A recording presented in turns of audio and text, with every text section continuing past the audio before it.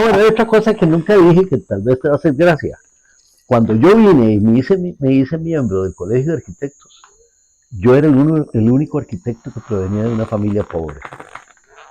¿Sí? Bueno, eso era otra cosa que yo no lo realicé hasta años después. Eso era otra cosa que te iba a preguntar. Sí. Porque los apellidos lo dicen todo. Las familias de las que provienen lo dicen todo. Por supuesto. Claro, no los tenemos que repetir, pero sí. ¿Sabes? No. Por supuesto, sí, los podemos repetir, Borbón y es normal. En todas las sociedades es estamental.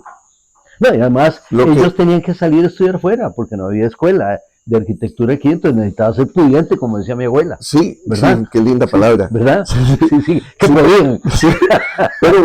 Pero vos tuviste esa oportunidad, ¿no? Claro. Gracias, luego que en toda medida ese pensamiento socialista claro. tan bien digerido en la sociedad de Nueva York que te permitió esas oportunidades, ambas, la de high school y la siguiente. Así es. Pero a mí me interesa la experiencia tuya en el sentido de que, bueno, llegas a Costa Rica, allá ya te había alcanzado la crisis.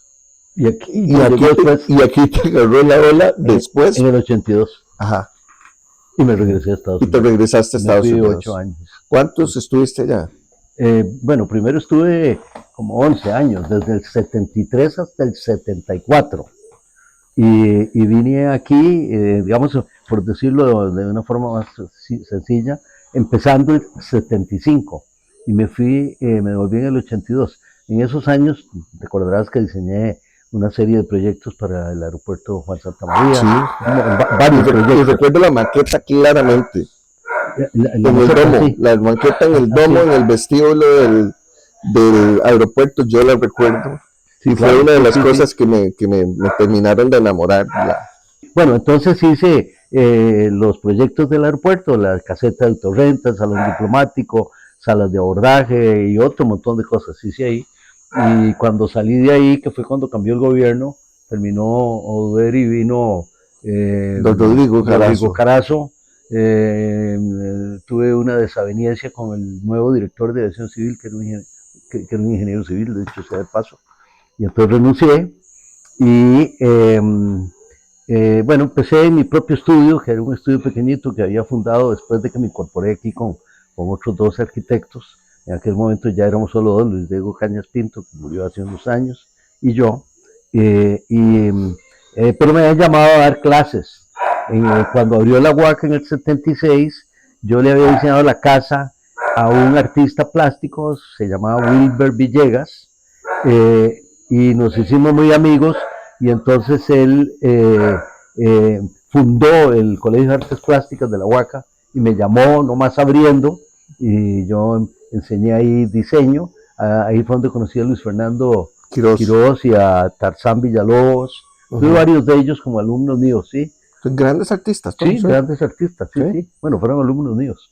Sí, eso me encanta. Porque son tan buenos y algún empujón les di. Eso gratifica muchísimo. Sí, yo les hablaba mucho de Nueva York, y yo les hablaba en la escuela de artistas que no conocían, como Frank Stella. Aquí nadie sabía quién era Frank Stella. Frank Stella, uno de los grandes artistas modernos del momento en Nueva York. El MoMA está lleno de estelas y gente como él, ¿no? Entonces yo creo que eso los estimuló mucho. Y bueno, entonces en algún momento dado, ya en el 77, me llamaron del Studium Generale, que fue la primera escuela de arquitectura de la UACA. Sí, ellos tuvieron la primera. Y casi de inmediato abrieron, creo que Veritas. Sí. Y solo después, por desavenencias de estas dos, exacto, San Agustín. Nosotros éramos Veritas B, sí, y ellos eran Veritas A. Y ellos no les gustó que nos llevaran ahí. Entonces, eso sí, vos te lo sabes muy bien. Entonces, empecé a dar clases ahí, que era en esta casa muy bonita enfrente de los Pollos Kentucky de la California, ¿verdad? Y por supuesto ahí veía yo muy a menudo a Carlos Calante. Entonces un día me lo encuentro a Carlos en los pasillos, y Carlos me ataja y me dice: Álvaro, dígame una cosa, ¿qué está haciendo usted? Digo: yo tengo un pequeño estudio ahí. no, viera que usted no quiere hablar conmigo a la oficina. Por supuesto. Entonces voy a la oficina de él y me dice, mira que tenemos un problema, tengo muchísimo trabajo, hay un proyecto al que no le hemos podido entrar. Y era el Omni. Era el Omni. Era el Omni. Y entonces, claro, diseñé el Omni, pero mientras estuve en eso, diseñé otros proyectos como el Gutis. El Gutis está, es contemporáneo. Sí, sí, claro, sí, sí. Y también un mercado, el mercado La Romana en Alajuela, que ahí está, lo cambiaron mucho, pero ahí está. Entonces eso fue como de 74 a 82, que fue justo cuando se terminó el Omni. Eso le iba a decir. Sí, viste terminarse el Omni. ¿Cómo no? Yo fui a la inauguración con la película aquella de James Bond, ¿cómo era que se llamaba? For Your Eyes Only. No. For Your Eyes Only. Creo que sí, en 82. Sí, ¿verdad que sí? Sí, sí. Sí, hicieron los Bandelati Jiménez, que son los dueños, hicieron una fiesta muy linda ahí. Y eso fue como en marzo, y yo me regresé a Nueva York en abril del 82. Sí. Nada más ahí, la Plaza de la Cultura se termina, de verdad, se terminan, y en un polo de menos de 100 varas, 75 en realidad. San José se pasó del centro, se pasó del Parque Central a la Plaza de la Cultura el Omni. Fue una experiencia que la puedo certificar porque me tocó vivirla de adolescente, y fue realmente extraordinario conocer un centro comercial de ese tipo, experimentar ese espacio, poder bajar a la Plaza de la Cultura, aquella carajada, 15 metros debajo de tierra, claro. Los subniveles del Omni, es que para mí son como una sola cosa, es que están 75 horas, estaban. Sí, no está estorbando lo que era Sears. Solo Sears nos estorbaba, pero por lo demás era una sola cosa. Era una San José completamente nueva. ¿Cómo no? Y estaba el edificio nuevo de la Caja por Alberto. El Liner. Daba la impresión. Los tres se construyeron más o menos por los mismos años. Sí, terminan en 3 años. 80, 82, 83. Sí, exacto, sí. En esos años. Y daban la impresión de que esto iba para otro lado. Pues claro, sobre todo para los privados de Bandelati Jiménez que están invirtiendo en la ciudad. Esto iba para otro lado, y se veía, y además la arquitectura coincidía en que era brutalista la de las 3 grandes obras, y uno, bueno, yo estaba chiquillo, y uno tenía derecho a soñar. Claro. Y se viene el batacazo. Si vas a Estados Unidos, ¿cuánto duraste ya? Estuve casi 8 años, volví en agosto del 88, como 7 años y pico. Sí, y allá trabajé en un montón de cosas, porque parte del viaje estaba relacionado con que mi ex esposa quería hacer una maestría en criminología, y entonces yo le dije, bueno, mira, ahora que las cosas están aquí como lentas, tal vez es el momento para que regresemos. Yo me voy primero, luego llegas vos, y hizo su maestría en criminología en John Jay College, que es una de las mejores que hay en Estados Unidos, de las más famosas. Y sí, regresé en agosto del 88, y me llamó don Alberto Di Mare para que fuera a dar clases. Y fui a Barrio México, y tengo que confesar que estuve como 2 horas nada más, renuncié. Era una cosa muy extraña, una tutoría como de 3 estudiantes. Yo le dije a don Alberto, no, ¿cómo hace una tutoría de 3? Eso era el estudio. Eso era el estudio, ahí donde está la defensoría. Exactamente, sí, una casa que yo no recuerdo que ahí está. Sí, de madera, si mal no recuerdo, rodeada de jardines. Un jardín bellísimo. Era un lugar muy lindo, sí, la escuela es así. Sí. Linda, sí. Ya para terminar esta parte, para entrarle a lo de tu casa que nos interesa muy específicamente hoy, ¿tiene algo que ver ese desencanto con el estudio, con el arrancar ese proyecto extraordinario del que me diste, y te lo agradeceré siempre, la oportunidad y el honor de ser parte de la Universidad del Diseño? Por supuesto, sí, claro que sí. Es que lo que pasó era muy sencillo. Yo vine, yo empecé a relacionarme, digamos, con la UACA, primero en artes plásticas y luego en el estudio, y también en Veritas, 3, 4 años después de que me había graduado, y tenía por supuesto unas memorias muy frescas de cómo era una escuela de arquitectura de verdad en Nueva York, ¿verdad? Mis profesores eran, muchos de ellos, los arquitectos más reconocidos de la ciudad.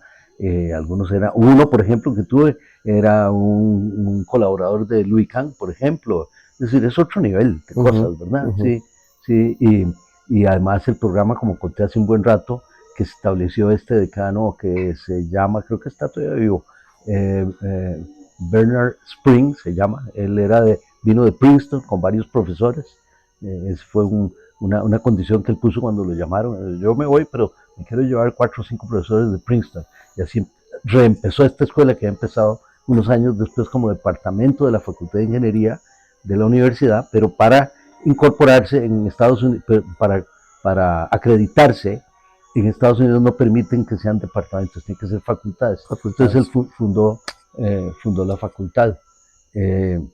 Entonces, bueno, sí, entonces yo con esas memorias, ¿verdad? Yo vi esta escuela que era una casa, la casa era muy linda, pero no tenían ni mesas de dibujo, ni biblioteca, ni diapoteca, ni nada, no tenían nada. Y yo, desde que era muchachito joven, un tanto que protestaba, entonces yo poco a poco le fui convenciendo a don Alberto, no, mire, aquí tiene que haber unas mesas de dibujo, esto es escuela de arquitectura, mire, y tiene que haber una biblioteca. Entonces con mi amigo Jorge Barrantes, que vos lo conocés, que todavía estaba en la Casa de las Revistas, él siempre me regalaba a mí revistas y libros que le llegaban y que por supuesto la Casa de las Revistas no podía vender, entonces me las daba. Pero yo como lo vi que él sabía mucho de esto, es amigo mío de la adolescencia, desde Tibás, ¿verdad? Le dije, hombre, vos no podrías conseguir los libros en español. Claro, de Argentina podemos traer el de Aldo Rossi, un montón de libros buenísimos, ¿verdad? Y entonces yo les decía a los estudiantes, ok, este amigo mío, bla, bla, bla, trae libros, cada uno de ustedes se compromete a comprarle libros y yo converso a don Alberto de que él también compre un libro. Y a mí Jorge me regala un libro. Entonces, ese es mi cobro por esto. Y entonces así empezó la biblioteca del Studium Generale, con los libros que yo logré convencer a don Alberto que comprara, ¿verdad? Pero bueno, entonces claro, frente a esa situación de una escuela de arquitectura, sí, recién nacida, pero es que nace débil, ¿verdad? Los muchachos pagaban, ¿verdad? Y tenía muy poco, ¿verdad? Y luego voy a Veritas, y lo de Veritas es todavía peor, ¿verdad? Todavía peor. El estudio me empezaba temprano y los estudiantes podían estudiar desde la mañana si querían, los que podían, etcétera, ¿no? En la Veritas las clases empezaban a las 3 de la tarde cuando se iban los estudiantes del ITAN. Cuando terminaban los del ITAN, entonces las clases eran en aulas, no en talleres. Y yo decía, pero yo era profesor de taller, entonces, ¿dónde dibujaban ellos? En un pupitre. Entonces, a mí todo eso me hizo, ¿verdad? Entonces yo empecé a pensar en que una escuela de arquitectura independiente, una locura mía, ¿verdad? En esos tiempos no querían a la Huaca, porque aquí la Universidad de Costa Rica es intocable, ¿verdad? Y entonces le metieron muchas zancadillas a la Huaca, y como la Huaca empezó también, no empezó fuerte, es decir, bien, con su campus y sus instalaciones. Sí, lo recuerdo terrible. Y eso, ¿verdad? Eso estuvo mal, en mi opinión, ¿verdad? Entonces eso fue, digamos, como la patada inicial para pensar en un nuevo programa, y Carlos Henán Segura, cuando la escuela empezó de cero, la de Veritas, que eso estuvo bien, pero cuando llegó a cierto momento, habíamos 2 o 3 profesores de diseño. Entonces un día me dice Carlos Henán, mira, vos no nos podrías ayudar a conseguir un profesor de diseño que sea bueno, porque ahora necesitamos profesor para taller, no me acuerdo, 3 o 4, ¿verdad? Digo, pues mira, yo sé de un arquitecto, no lo conozco, que se llama Fausto Calderón. He visto una casa por ahí que me parece buenísima. Me dice, ¿por qué no le hablas? Entonces le hablé a Fausto. Entonces, Fausto, como era él, ¿verdad? Lo primero que me dice, bueno, veámonos en antojitos. Y de ahí nos salimos en años. Es decir, ese día almorzamos por primera vez y durante la crisis almorzábamos y cenábamos ahí. Y en el almuerzo nos tomábamos un poquito de seco herrerano, y en la noche nos tomábamos unas gin tonics. Todo esto era con Fausto, que era fantástico, ¿verdad? Y entonces yo empecé a hablarle a Fausto, y en algún momento llegó Víctor Cañas, y entonces ya fuimos los 3, nos llevábamos muy bien, y Mauricio Quiroz, que armó una cosa hace como 2 semanas, yo fui, pero me tuve que venir temprano porque teníamos que ir a recoger a nuestra hija a otro lado. ¿Cómo se llama? Me dijo que él había hablado con Víctor, esto me gustó mucho, esto lo cuento como una anécdota. Dice que Víctor le dijo, es que Álvaro, Fausto y yo éramos como hermanos, y así nos llevábamos de bien, ¿verdad? Y entonces yo los provoqué con la idea de la escuela. Y bueno, eventualmente no estuvieron ellos dos conmigo, pero digamos esa fue la génesis del proyecto de la Universidad del Diseño, ¿sí? Y que la abrimos en el 93 y la tuve hasta el 2016. Pues mentira, 2009, perdón, 16 años. Y que tuvo además una repercusión internacional con la proyección de Mundaneo y demás. ¿Cómo no? Y un programa de pasantías que mandamos como 20 o 30. Me consta. Donde Renzo Piano mandamos 10, uno por año durante 10 magnífica. años. Sí, sí. Y un espacio, y con eso quiero cerrar esta etapa para que hablemos de la casa. Sí, claro. Y un espacio realmente fascinante. Uno de esos espacios que me atrevo a decir que solamente Álvaro Rojas ha valorado en lo que esos espacios deberían significar para el costarricense. No. Viejo galerón de esos maravillosos de un beneficio de café. Exactamente, sí. Sí, eso fue una fortuna.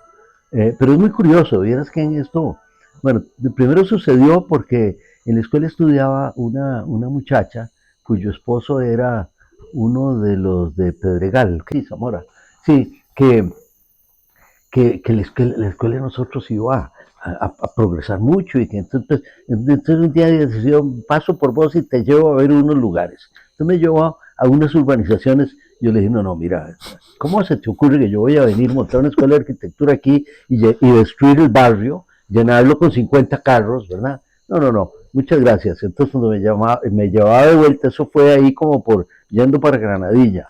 Cuando me llevaba de vuelta, vuelvo a ver yo hacia la derecha y veo que está el antiguo beneficio de café que había sido originalmente de Coburg, de Max Coburg, todavía en el techo decía Max Coburg, ¿sí? Y a la par estaba ya el beneficio de los Peters que le habían comprado a Coburg, y yo le dije en broma, si vos realmente querés ayudarme, comprame ese aparato, solo que lo vi por fuera, ¿verdad? Y resulta que ese día me voy para la playa y al rato me llama y me dice, Álvaro, ya hablé con los Peters, que sí, que te lo venden y además que te hacen muy buen precio porque les gusta tu proyecto. Y lo compré y no tenía plata como pagarlo, la universidad menos plata que yo tenía, ¿verdad? Hasta que un día ya no sabía ni qué hacer, fui a los bancos todos decían que no, entonces llamo a los Peters y les digo, mire, tengo este problema, pero ¿no es cierto que ustedes financian? Sí, claro, usted no me puede financiarla, claro que le financiamos la compra, porque no había preguntado antes, y ellos me lo financiaron, así fue, pero lo pagamos rápido, eso. Tengo que decir algo que tal vez es cierto, pero que hay gente que puede no creerlo. Yo financié la Universidad del Diseño, ¿sí? Porque la escuela jalaba mucha gente talentosa que suele ser poca en el pie completo, en el pastel completo, talento como el que tienen los graduados de la Universidad del Diseño. La mayoría de los estudiantes que llegaron ahí es excepcional, pero son muy pocos, ¿verdad? Esa escuela llegó a tener 130 estudiantes, de los cuales 30 o más eran becados.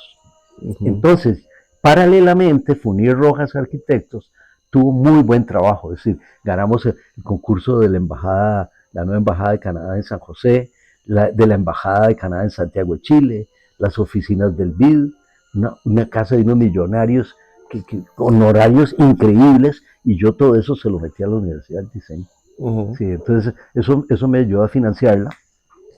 Yo compré la propiedad, o sea, la propiedad era mía, porque la universidad no tenía plata para pagar ni el alquiler, ¿verdad? Es decir, no me pagaba alquiler por la propiedad. Bueno, yo la compré porque yo no me creo que sea un Quijote, como me dicen de vez en cuando, sino que yo estaba comprometido con un concepto, con una idea.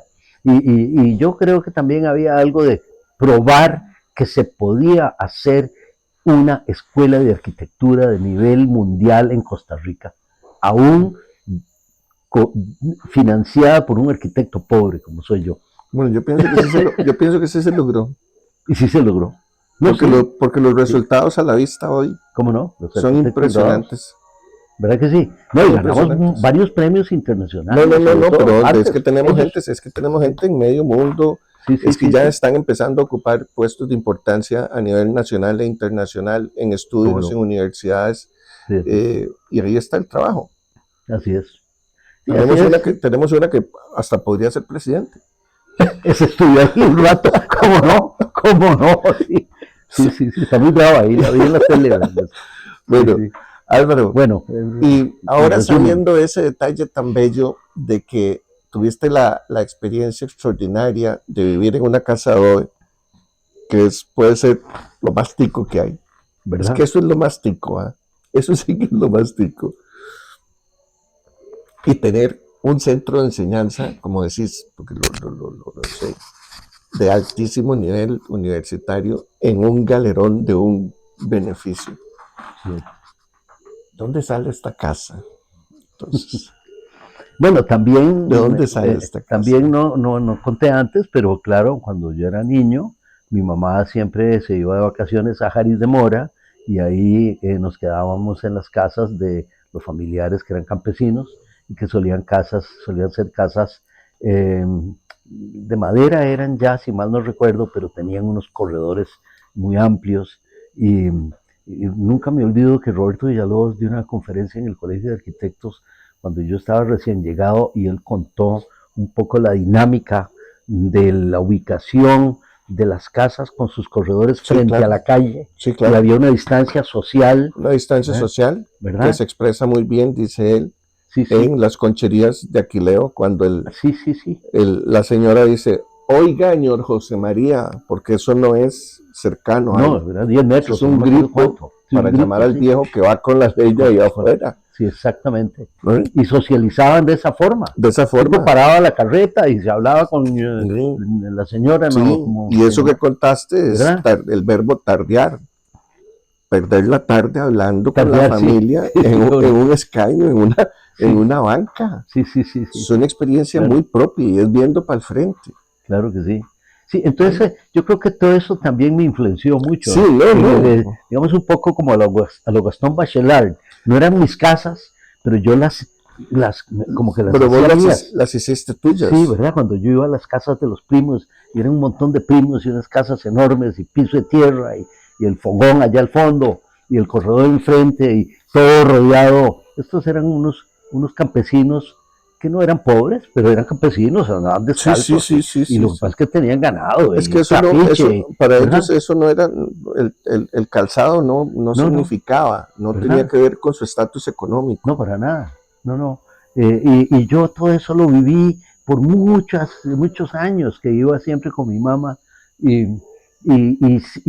yo, a la hora que me lo estás recordando, en realidad, sí, yo recuerdo que yo interiorizaba un poco cómo eran los espacios de esas casas de ellos y cuando ya vivía en la de adobes, ¿verdad? Claro. Sí, entonces bueno, ¿cómo fue que pensé esta casa en realidad? Bueno, esta casa como ves está en un lugar que era una finca de café del papá de Silvia, ¿verdad? Que era una finca mucho más grande y se fueron vendiendo y eventualmente quedó, bueno, todavía cuando vinimos a vivir aquí, esto tenía como unas 12 o 15 hectáreas, pero entonces mi suegra y las hijas fueron vendiendo y nos quedamos aquí en esto que tiene como 3,5 hectáreas. Pero cuando lo estábamos diseñando era muy evidente que esta era una casa en un cantón rural, porque eso es lo que es Mora y sigue siendo rural. Sigue siendo, ¿verdad? De ahí que nada de ciudad. Sí, nada de ciudad, la ciudad es una ciudad chiquitita, ¿verdad? 15,000 habitantes, eso no es una ciudad, es una villa. Una villa bonita, ¿sí? Y entonces el contexto, que para mí, y Luis Alberto lo sabe muy bien porque él me ha invitado a dar muchas conferencias y ha habido algunas otras, para mí el contexto y el clima, por supuesto, como parte de ese contexto o esos contextos, es de dónde surge la arquitectura. Sí, claro. Sí, yo me opongo, yo pasé por un periodo en el que recién graduado y cuando recién llegaba aquí, mis búsquedas arquitectónicas, si bien tenían siempre una búsqueda en relación con el contexto, había, digamos, una búsqueda por la forma. Es decir, la generación de la forma no era, digamos, como ya un poco más maduro yo la empecé a desarrollar y que surge, como diría Louis Kahn, surge del lugar. Surge del lugar. Entonces, era muy claro que esta casa iba a estar rodeada de árboles y de vegetación y que además salir de aquí y todas las casas más viejas son casas en vernáculas, ¿verdad? Sí, claro. Que tienen techos a 2 aguas o tal vez 3 o 4, pero que tienen aleros, grandes aleros, que la gente entendió desde hace muchísimo tiempo, y así eran todas las que yo visitaba en Jardín de Mora y en La Palma de Mora, ¿verdad? Cielos altos, techos inclinados, grandes aleros, ventilación natural, ellos entendían muy bien sí, claro. cómo tenían que vivir, ¿verdad? Ese tiempo nadie ni sabía que existía el aire acondicionado. No, de hecho, pero vivían muy cómodo. Vivían muy bien, yo nunca sentí calor en esas casas, ¿verdad? Entonces, básicamente, sin hacer gran alaraca, eso es lo que hizo surgir este proyecto. Es decir, simplemente poniéndole atención al contexto natural en el que vivimos, al contexto rural, ¿verdad? Y al clima, sobre todo, que demanda, como dice un amigo mío australiano, Peter Stotchberry, dice que los lugares tienen demandas, que ellos exigen cosas, ellos piden cosas, ¿verdad? Y entonces uno tiene que oír eso, en lugar de ponerse, como yo digo, antes a rasgar en el papel a ver qué salía, o a manipular el ratón para ver qué diablos pasa con un software y qué sale en la pantalla, ¿verdad? Eso no es una forma adecuada de hacer arquitectura. Y en cambio, ¿qué quiere el lugar? ¿Mm? ¿Qué quiere el lugar? ¿Y qué quiere el lugar? Y claro, así es. ¿Qué es lo que quiere el lugar? Bueno, exactamente. ¿Qué quiere el lugar? Que es lo mismo que dice Peter Stotchberry, ¿verdad? O lo que dice Rafael Moneo, que uno debe escuchar los murmullos del lugar. Sí, ¿verdad? Eso que estamos viendo ahora en el libro ese que tengo abajo de Jenius Loki, ¿verdad? Eso es decir, hay un espíritu del lugar, ¿verdad? Que uno tiene que aprender a oír, a interpretar y básicamente esta casa surge de eso. Por supuesto, como lo hablamos al principio, y como me decía esa profesora en Buenos Aires, yo no puedo negar, siendo yo, habiendo estudiado y graduándome en una escuela moderna en Nueva York, muy bajasiana, dicho sea de paso. O sea, los héroes de mis profesores y de mis compañeros eran Mies van der Rohe, Walter Gropius, Le Corbusier, pero no Álvar Alto, no Frank Lloyd Wright. Ve qué cosa tan rara. Ve qué cosa tan rara, sí. De Louis Kahn se hablaba poco, aunque fue a dar una conferencia un día que yo no estaba. Y esos fueron los que me atrajeron a mí. Bueno, tengo otra anécdota que seguro no tengo tiempo de contar, pero fue mi primer día de clase, llegué una hora antes, yo estaba muy entusiasmado por llegar al taller, entonces fui a la biblioteca. Y cuando entré a la biblioteca descubrí que había unos anaqueles llenos de revistas de diferentes lugares del mundo, y curiosamente había unos de México y de España. Entonces abro una de México, le empiezo a leer y de repente hay un artículo que es sobre la ópera de Sydney por John Hudson, pero escrito por Félix Candela, ¿verdad? Y entonces yo empecé a darme cuenta que había unas arquitecturas, claro, formas, ¿verdad? Que eran muy ricas, muy sexy, sí, claro, pero que muy diferentes a las que han estado haciendo los Starchitects, ¿verdad? Era otra cosa. Entonces, bueno, sí, yo siempre estuve convencido de que esa era la forma de hacer surgir un proyecto, o de que el proyecto surgiera, ¿verdad? Y esta casa es básicamente una síntesis de eso, ¿verdad? Vos ves que esta terraza es porque aquí estamos en el trópico y si hoy no está lloviendo, pues si llueve no puedo estar afuera, pero si llueve estamos aquí, estamos al exterior.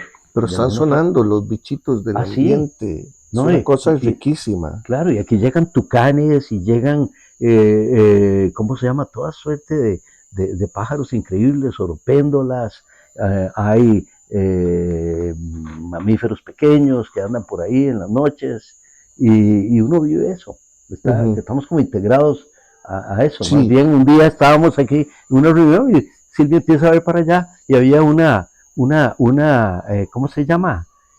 Una serpiente, una boa, pero era una boa con bebé, sí, una Sí, boa sí, pequeñita pequeña. que medía como, no sé, 75 centímetros. Y entonces, bueno, lo que hicimos fue que llamamos a unos carajos que están ahí por el Alto de las Palomas, por Calle Vieja, que tienen un lugar, ¿verdad?, donde atienden animales y eso. Y entonces yo fui a traer al carajo y él sabía exactamente cómo agarrar el bichito este y se lo llevó, ¿verdad? Y también un día nos encontramos una inmensa ahí, que llamamos a los bomberos, porque esa medía como 3 metros. Ujú. Y sabemos que no son venenosas, pero ahí te muerden igual. O se pueden comer a los perrillos chiquitillos que Sí, tenemos sí, aquí, sí, ¿verdad? sí. Entonces, bueno, eso es integrarnos al lugar, Ujú, ¿verdad? ujú. Y no sé qué más, las formas surgen de eso, el espacio surge de eso. Las formas son muy vernáculas, son una reinterpretación moderna Exactamente, de lo vernáculo. sí, exactamente. Son, digamos, que no me gusta del todo, pero es apropiado. Lo del regionalismo crítico es clarísimo. Ahora Sí, decías que sí, sí. de los cinco principios de Le Corbusier, solo uno nos sirve Solo aquí, uno, sí. los pilotes. Y ahora con las inundaciones más. Y yo te decía, y eso por la humedad.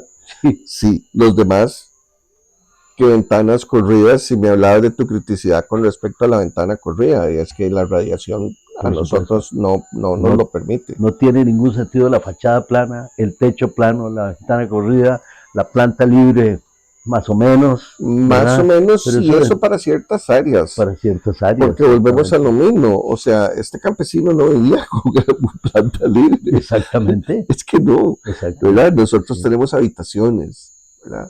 Y a más claro. grande la habitación, porque está la habitación de la tía solterona que reza, además, que tiene que ser retirada, ¿verdad? Y Sí, huele a sí, cofal, y la otra, y la otra, y la otra, y la otra, y las que se pegan, ¿verdad? sí, O sí, sea, sí, es otro esquema de vida, por entonces supuesto. nosotros tenemos que proyectar de una manera distinta. Pero sin embargo, si tenés, por ejemplo, una cocina extraordinaria, ¿ya? ¿Verdad? Una cocina completamente abierta, Integrada al resto de integrada al resto del área la social, social, sí. ¿verdad? De manera que sí se siente una criticidad muy fuerte hacia lo moderno, pero también Sí, eso es cierto. una apropiación crítica. No, eso me encanta que lo hayas dicho porque sí, yo ya desde hace bastante tiempo me he vuelto, sí, crítico respecto a lo que yo llamo los mandamientos del movimiento Sí, moderno, claro, yo que también, nos son quis, mandamientos. que nos quisieron, sí, Sí, y son evangelios, y son cuatro evangelistas, sí, sí, y podemos seguir, y podríamos seguir. sí, sí, Mejor sí, no sigamos. sí, sí, sí, sí, sí, sí, eso a mí me chocó mucho, ¿verdad? A pesar de que mi escuela, Sí, si no, no te es, lo sabías de memoria te quedabas, ¿verdad? Así era, ¿verdad? Sí, sí, sí. Y por supuesto, esta surge también, desde luego, y me encanta que lo hayas mencionado, de una posición crítica mía. Sí, sí, es claro, claramente crítica, sí, sí, claro. yo bueno, he diseñado, no sé, 20 o 30 casas, de las cuales se han construido 10 o 12, no me acuerdo. Pero la mayor parte de mis proyectos, si no todos, eh, es decir, yo he evitado a toda costa hacer grandes ventanales, Ujú. ¿sí? Y estuve involucrado en el diseño de unos edificios altos en Tamarindo que no se construyeron y yo busqué todas las formas posibles por diseñar lo que yo llamo una torre tropical. Es decir, que no fuera muro cortina Ujú. desde el primer piso hasta el Hasta 20 arriba. o al que fuera, ¿verdad? Que no tiene nada que ver con el trópico, que consume muchísima energía porque solo funciona con aire acondicionado, ¿verdad? Si abrís las ventanas que si acaso tienen se mete el agua cuando llueve, se mete el sol, eso es totalmente antagónico a nuestro lugar, ¿verdad? Ujú. Entonces, esto ya siendo, pues obviamente nuestro, ¿verdad? Nosotros tuvimos mucha más libertad en simplemente hacerlo como creemos que debe ser la arquitectura doméstica en Ujú. Costa Rica, ¿verdad? Y Ujú. sobre todo en un contexto como el que estamos ahora. Porque Ujú. también he diseñado casas urbanas y entonces digamos que manejo el asunto de una forma un Desde tanto luego, diferente, desde ¿verdad? luego.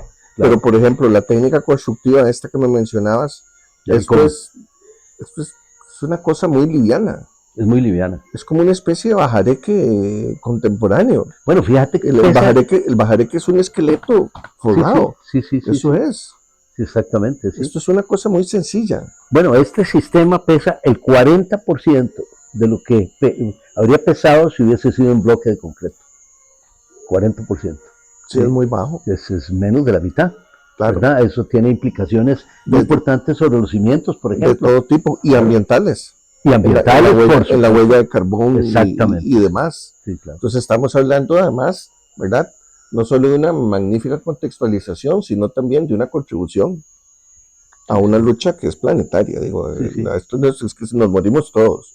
No, tienes razón. Y eso sí lo hicimos muy conscientemente, ¿verdad? Sí, claro. Sí, es decir, a mí me entrevistó una periodista, no me acuerdo cómo se llama, de esta casa tiene 20 años, tenemos un poquito más de 20 años de vivir aquí.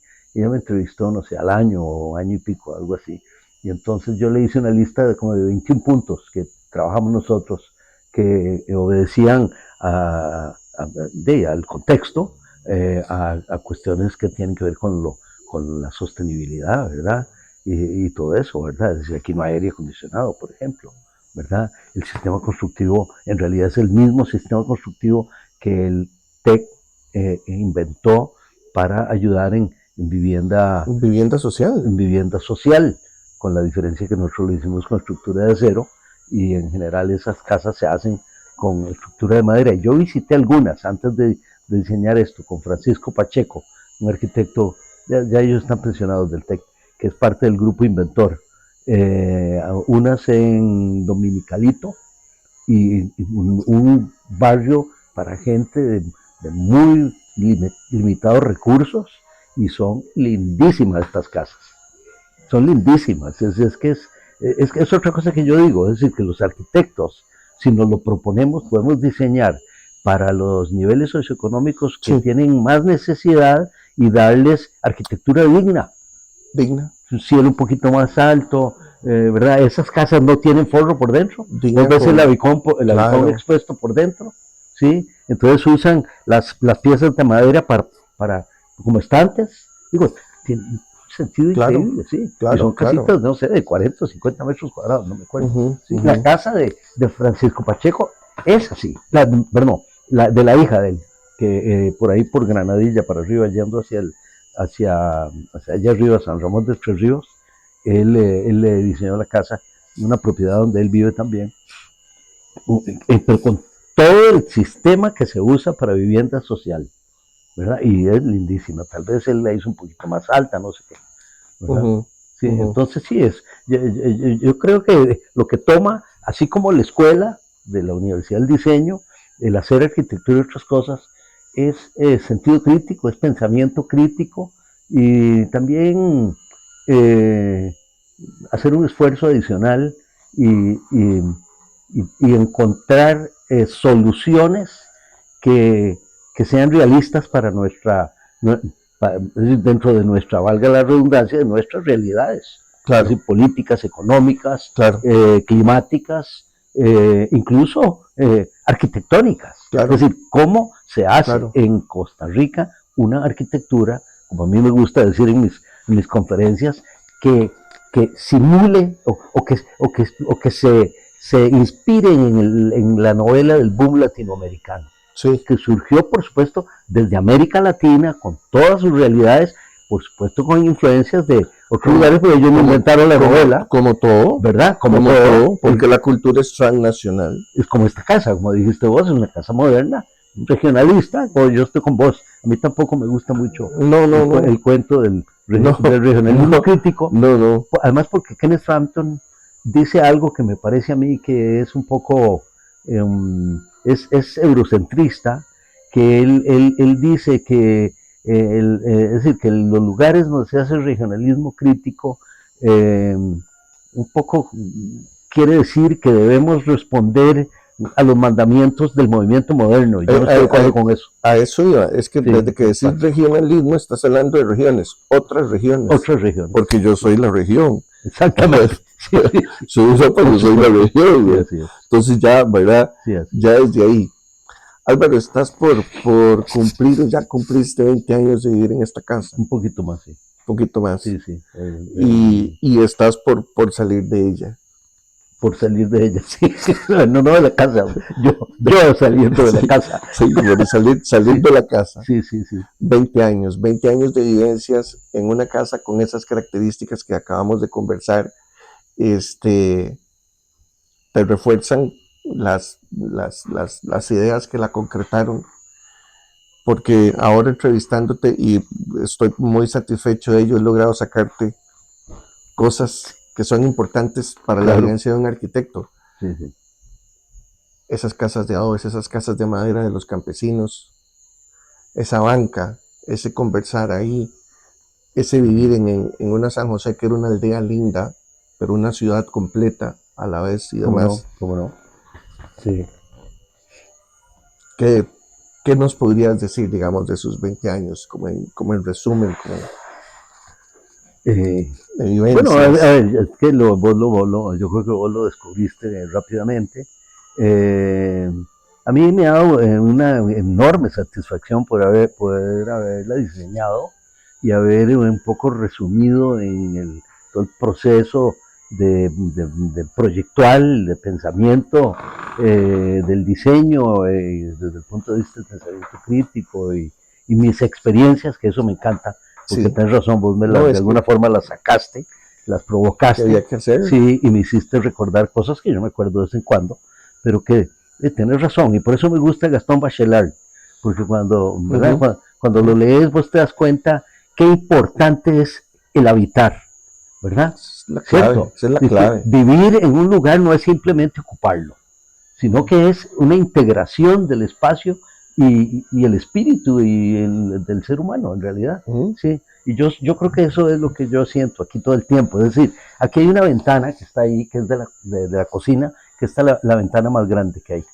Pero esa ventana te expande la cocina hacia allá y te mete todo el jardín hacia la cocina. Y yo la adoro, porque tiene una vista impresionante. Claro. Y te mete la luz de la mañana sin que te cocine, ni que te quedes ni nada. Exactamente, ¿verdad? Entonces, yo ahora que vos me has hecho estas preguntas y me has provocado todos estos recuerdos, yo estoy seguro que esta casa resume mucho de mis vivencias desde que era niño, no solo en las casas de mis familiares en el campo y la casa de adobe, sino incluso de mi experiencia de haber estudiado en un proyectazo diseñado por Barrantes, que es la Juan Rafael Mora, ¿verdad? Que es que si uno le pone atención a esa escuela, solo cómo él lo pensó desde el punto de vista de la relación con la ciudad, está en eje con la calle, eso ya no lo hacen, Y luego para mí es como un templo, porque él uno sube unas gradas a un templo de la educación, y luego todo el esquema ese simétrico, en los grandes patios, los corredores, las ventanas enormes. Yo las recuerdo exactamente, las ventanas eran gigantescas, y ahora no, ahora los pobres estudiantes, ahora no, desde hace años, estudian en unos tuburios diseñados ahí en el MEP, ¿verdad? Que da miedo. Y luego llegas al liceo y tenés ese otro, claro, esa otra cátedra de diseño. ¿Cómo no? Que también es muy tropical, si vos lo ves. Tremenda. Unos aleros enormes, Tremenda. Ahí donde jugábamos y nosotros. Es una sombra riquísima. ¿Verdad? Una sombra la entrada esa en Boulevard, etc. Sí, y como entra la iluminación natural por el lado norte. Sí, entonces, claro, yo creo que todo eso que ha provocado esta entrevista que me está haciendo, se encuentra aquí. Así es. Sí, yo lo vivo yo, por supuesto, yo soy muy consciente del habitar. Entonces, todos los días, cuando me levanto, me asomo por la ventana o tengo una perspectiva que sale hacia allá cuando vengo en la mañana a darle comer al perrito que vive en la sala. Y yo realmente me siento muy como satisfecho de haber podido lograr un proyecto que se hermana con el lugar. Así es. Es lo que Bachelard precisamente diría, es tu lugar en el mundo. Exactamente, sí. Sí, no, tenés razón, sí. Bueno, y me estás preguntando, bueno, ahora me voy, bueno, por diferentes razones, pero tengo que aprender a vivir en otro lugar en el mundo. Bueno, y pues con eso cerramos. Álvaro, muchísimas gracias por recibirnos aquí en tu casa, por esta magnífica entrevista. Me alegro haberte provocado, como decís, muchas gracias, recuerdos importantes y relacionarlos con una carrera profesional tan importante como la tuya, y que afortunadamente, ¿verdad? El trabajo como el que Luis Alberto, porque este es el que provoca. Yo por mí me quedo en la casa, yo soy un gran vago, pero Luis Alberto me saca y me lleva a hacer cosas que yo a veces tal vez ni quiero. No, pero es que te lo agradezco mucho, se los agradezco mucho que se les haya ocurrido invitar a Andrés y la verdad que estoy muy contento de cómo estructuraste esta conversación y bueno, yo espero que no la editen, por lo menos que me la den a mí sin editar. Ojalá que así sea. Álvaro, muchísimas gracias. No. Muchísimas gracias a Luis Alberto y a Carlos Camacho, claro que, sí, que nos acompañan y hacen posible esta producción que sé que va a ser de muchísimo valor para ir documentando Costa Rica de una manera distinta. Álvaro, muchísimas gracias. Muchísimas gracias, Andrés.